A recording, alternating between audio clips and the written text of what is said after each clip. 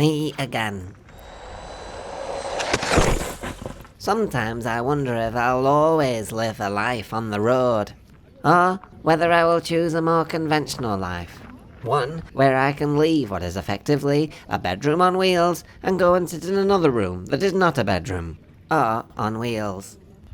So, today I have come to a typical example of a bog-standard home in the UK, to see what it might be like to live somewhere that doesn't have wheels. Should I ever lose the will to live on wheels? Let's go.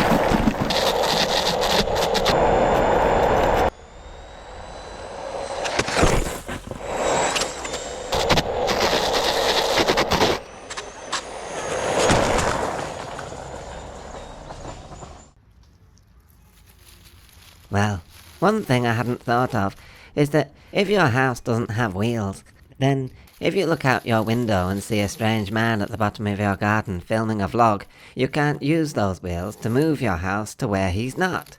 You just have to wait until he's finished and then hope he goes away.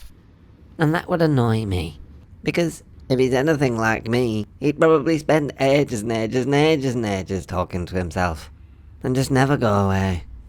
Doesn't bear thinking about. While the grass is not always greener on the other side, it's impossible to be greener on the other side if you don't have any grass of your own to begin with. So as far as I'm concerned, no grass, no problems. Which is good advice for everybody, unless you're a sheep, goat, or a cow. Anyway, thanks again for watching. Goodbye again.